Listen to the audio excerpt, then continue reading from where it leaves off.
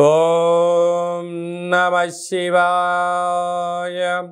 ఓం నమో నారాయణాయ. ఓం శ్రీ స్వర్ణాకర్షణ కాల భైరవాయ నమో నమః. నరదృష్టి నివారణ కాల భైరవాయ నమో నమః. ఓం సూర్య అరిష్టేతు సంప్రాప్తే సూర్య పూజాంచకారయేత్. సూర్య ధ్యానం ప్రవక్ష్యామి ఆత్మదోషపీడోప ఉపశాంతయే. హరి ఓం. మా ఛానల్కి స్వాగతం. చూస్తున్న వీక్షకులకు ప్రేక్షకులకు ప్రియ కాళభైరవ భగవద్బంతులకి స్వాగతం పలుకుతూ మమ్మల్ని ఎంతగానో ఆదరిస్తూ ఉండబడినటువంటి ప్రియ సోదరీమణులకు అందరికీ కూడా సనాతన ధర్మ వీక్షకులకు సంరక్షకుల అందరిపైనను రథసప్తమి అనగా సూర్యుడి యొక్క జయంతి సందర్భంగా అందరికీ నిండు నూరేళ్ల ఆయురారోగ్యాలను ప్రసాదించాలని, ఎవరికి కంటి సమస్యలు, దేహ సమస్యలు, ఆత్మ సమస్యలు, అనారోగ్య సమస్యలు వాళ్ళకు రాకుండా సంపూర్ణ ఆయురారోగ్యాలు ప్రసాదించాలని సూర్య భగవానుని వేడుకుందాం. 16వ తారీఖు 2వ నెల 2024 నుండి 29/2/2024 వరకు పుట్టినటువంటి వారందరికీ కూడా ముందస్తుగా జన్మదిన శుభాకాంక్షలు.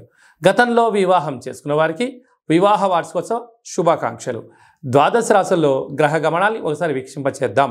మేషరాశిలో గురు సంచార స్థితి, కన్యరాశిలో కేతు సంచార స్థితి, మకర రాశిలో కుజుడు, బుధుడు మరియు శుక్ర సంచార స్థితి, కుంభరాశిలో రవి మరియు శని సంచార స్థితి, మీనరాశిలో రాహు సంచార స్థితితో ద్వాదశ రాశులలో గ్రహ గమనాలు ఫిబ్రవరి ద్వితీయార్థంలో ఈ విధంగా ఉన్నాయి. అలాగనే 21వ తారీఖున బుధుడు కుంభరాశిలోకి సంచారం చేయడం వల్ల అక్కడే ఉండబడినటువంటి రవి భగవానుడితో బుధుడు కలిసి ఉండడం వల్ల బుధాదిత్య రాజయోగము అంటారు. ప్రభుత్వ ఉద్యోగం ప్రయత్నం చేసేటువంటి వారికి ఇది చాలా మంచి కాలము అని చెప్పి గమనించాలి.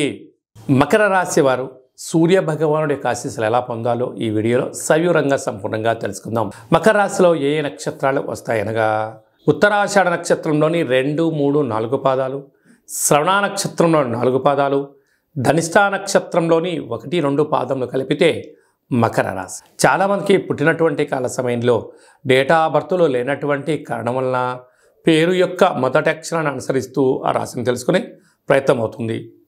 అవి ఏ అక్షరాలు ఒకసారి పరిశీలన చేద్దాం.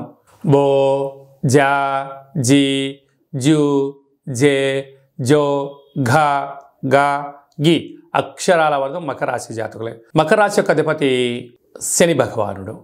ఏడాది తర్వాత రవి భగవానుడు శని చేత కుంభరాశిలో కలిసి సంచారం చేయడం, అందులో సూర్యారాధన అనేది వీళ్ళకు చాలా అవసరం. ఎందుకనగా వీరి యొక్క మనస్సు చాలా సున్నితమైంది, ఆరోగ్యము కూడా చాలా సున్నితంగా ఉంటుంది. కొద్దిపాటి ఎండ పెరిగినా, కొద్దిపాటి వర్షాకాలం పడ్డా, చలికాలంలో అయినా శరీరం తట్టుకునే పరిస్థితి ఉండదు. కనుక వీరు తప్పకుండా ప్రతిరోజు సూర్యారాధన చేయడం వలన కంటి సమస్యలు, వెన్నెముక సమస్యలు, నరాల బలహీనత, స్కిన్ డిసీజ్ లాంటివి తొలగిపోతాయి. కనుక ప్రతిరోజు సూర్య నమస్కారం చేయడం, ప్రతిరోజు ఇంత వాకింగ్ చేయడము, ప్రతిరోజు ఆసనాలు వేయడం, ప్రతిరోజు ముద్రలు వేయడం వలన మనోధైర్యం కలిగి ఏలనాటి శని యొక్క చివరార్ధ సంచార స్థితిలో ఉంటున్నారు కనుక ధైర్యం, ఆరోగ్యం, ఐశ్వర్యం, ఆనందం వీరు సొంతం అవుతుంది. కనుక భగవంతుడి దయ వల్ల మీకు ఉచితంగా వచ్చేటువంటి డి విటమిన్ని మీరు ఫ్రీగా పొందగలిగితే మీకన్నా అదృష్టవంతులు లేరు అని చెప్పి మీరు గమనించగలగాలి. అలాగే రాశిలోనే కుజుడు, బుధుడు, శుక్ర సంచార స్థితి కారణం వలన, కుజదోష ప్రభావం కారణం వలన మీ జన్మ నక్షత్రం రోజున అష్టమి పూర్ణిమ తిథులందున మౌనంగా ధ్యానంగా ఉండే ప్రయత్నం చేయండి. తొందరపాటు నిర్ణయాలకు ఇది సరైన సమయం కాదు. ధనావాకు కుటుంబ స్థానంలో రవి శనుల సంచార స్థితి ఏడాది తర్వాత ఉంటుంది కనుక ధనపరమైన చిక్కులు పొంచి ఉన్నాయి. దయచేసి అప్పులు ఇవ్వద్దు, అప్పులు తెచ్చుకోవద్దు. అన్నదమ్ములతో, అక్కాచెల్లెలతో ప్రేమపూర్వకంగా ఆధ్యాత్మికంగా ఉండే ప్రయత్నం చేయండి. అర్ధాష్టమ గురువు కారణం వలన చదువు విషయంలో, ఉద్యోగ విషయంలో, వ్యాపార విషయంలో తొందరపాటు నిర్ణయాలకి సరైన సమయం కాదు అని చెప్పి గమనించాలి. కనుక నీటి వ్యాపారాలు, హోటల్ వ్యాపారాలు, సాఫ్ట్వేర్లు, హార్డ్వేర్లు, మెడికల్ వ్యాపారాలు, డాక్టర్లకు మంచి కాలంగా ఉన్నప్పుడు ఇంకొంచెం కేర్ అవసరం అని చెప్పి మీరు గుర్తుపెట్టుకోవాలి.